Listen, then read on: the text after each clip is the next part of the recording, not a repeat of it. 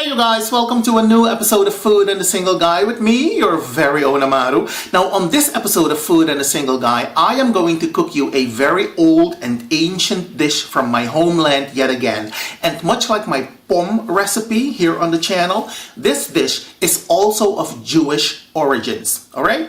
Now, I have told you before that my country's population is very diverse, and we have a small but very active Jewish community in my native country, the Republic of Suriname. And these are descendants of the Jews that fled the war and ended up in South America, all over South America, if you will. And I will post a couple of pictures for you right now so you can see that we still have a very large synagogue in the capital city. This was back in 2008.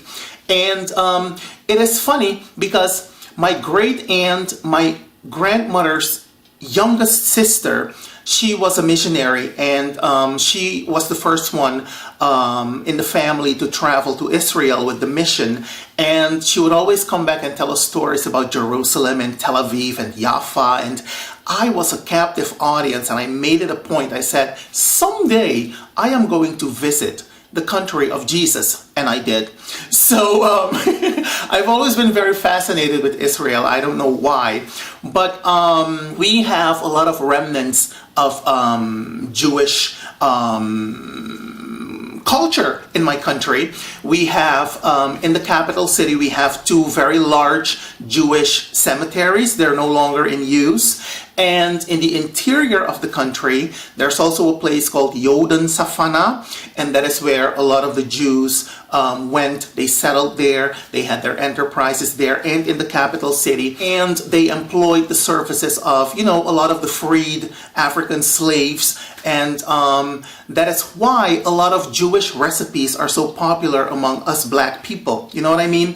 So we have Yoden Safana, as I just explained to you. And at Yoden Safana, there is also an old Jewish cemetery that is no longer in use. And then when I went to Israel, I learned that there is a town in Israel called Beersheba. And then in my country, we have a little place, a little town called Bersaba. It is the same, I am telling you. And when I see these things, you guys, I get goosebumps, and I'm like, we are so different, yet so very much alike. I love stuff like this. So anyways, let's get back to the cooking, because this dish, like I said, has its origins in Jewish culture. And the name of this dish is Popido, and the name is highly disputed because nobody knows where it comes from. Okay, but we're not gonna get into that right now. I'm gonna show you how to make Popido today, and I'm gonna list all the ingredients in the information box below the video for your convenience. So without further ado, let us continue. Okay, you guys, so what I have here is my chicken, which I've seasoned with some crushed black pepper, some salt, a chicken stock cube, and some nutmeg. Now, personally, I don't like the taste or the smell of nutmeg, but the recipe calls for nutmeg, so nutmeg we will use. I allowed my chicken to marinate overnight, that's what I do, but if time is not your friend, allow the chicken to marinate for at least a half an hour, alright?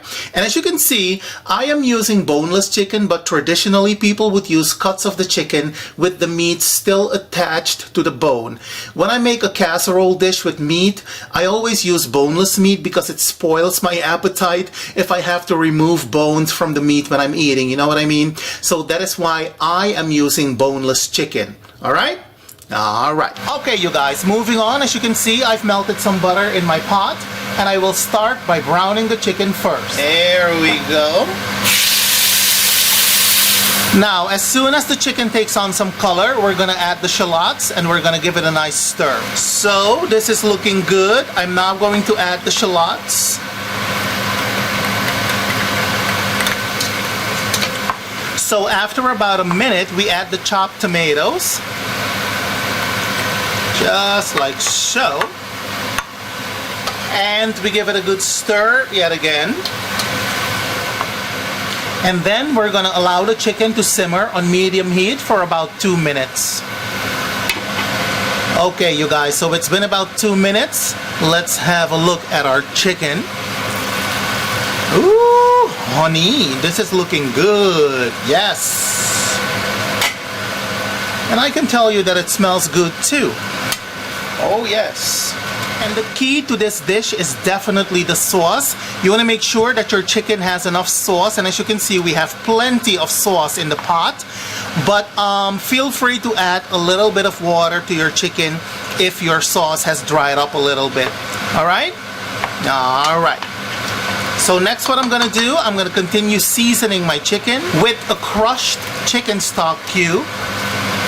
And next what I'm going to add is a Scotch bonnet pepper, just like so. And next I'm going to cover the pot and I'm going to allow the chicken to simmer on low heat for about 15 to 20 minutes. Okay, you guys, so my chicken is done. Let's have a look. Ooh, baby, yes. So next, we are going to allow this to cool completely. Okay, because if you don't allow this to cool completely and you add the sauce to your beaten eggs, the sauce will end up cooking the eggs, and that is not what you want. Alright? Alright. Okay, my dear people, so now it is time for the eggs. In my bowl, I have cracked 6 eggs, and I'm gonna season the eggs with some salt and pepper and a nice amount of finely chopped parsley. So let's go ahead and do that right now. A little bit of salt, there we go, and a little bit of crushed black pepper, there we go, and a nice amount of freshly chopped parsley. There we go. That'll do. And now we're going to beat the eggs, and I want to remind you, don't beat the eggs until they're stiff. They should be nice and foamy, if you will.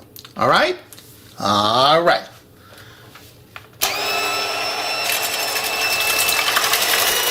Alright, there we go. So next, what we're going to do, we are going to add a large amount of the sauce to the eggs. We're gonna give that a bit of a stir.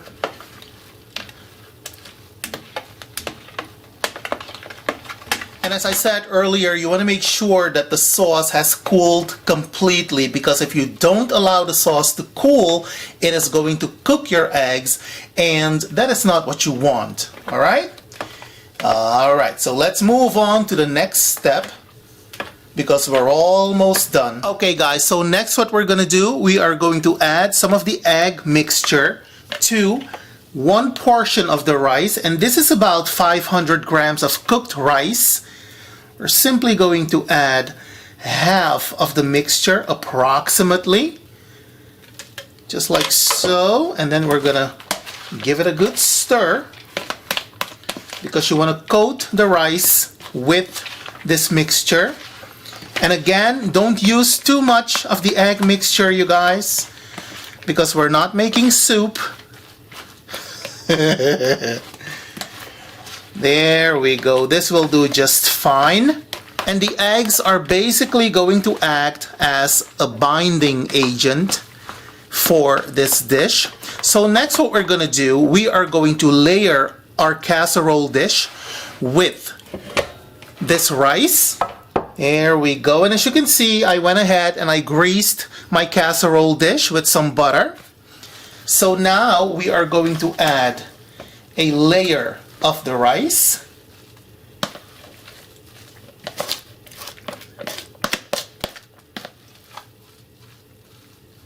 You're gonna spread it out evenly. And I have to be honest, I have to tell you that I have never made this dish before myself. I have seen somebody make this once in my life, and I am taking major chances by showing you this by showing you how to make this dish, because I have never made it myself, but I know what it's supposed to look like and I know what it's supposed to smell like, and I can tell you that I think that I'm well on my way. So next you will continue by adding your chicken. We're going to cover this layer of chicken with the remaining half of the rice, but before we do that, we're going to coat the rice with some of that egg mixture. Alright, so here we go.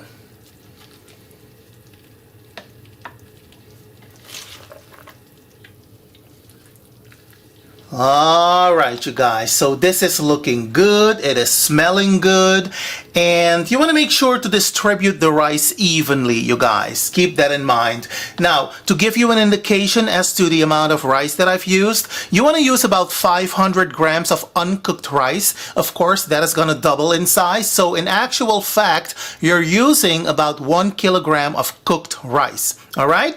Don't worry, I'm gonna put everything for you in the information box below the video. So, next what we're gonna do, we are going to bake this baby in a preheated oven at 180 degrees C for about a half an hour to 45 minutes. And of course, when it's all done, I'm gonna show you what it looks like. But before we take this baby to the oven, you guys, we're gonna coat the top with the leftover egg and sauce mixture. And like I said earlier, the eggs are going to act as a binding agent for this dish. Alright? Here we go. Easy does it. Just like so. And finally, we're going to finish by placing 3 very thin slices of butter on top.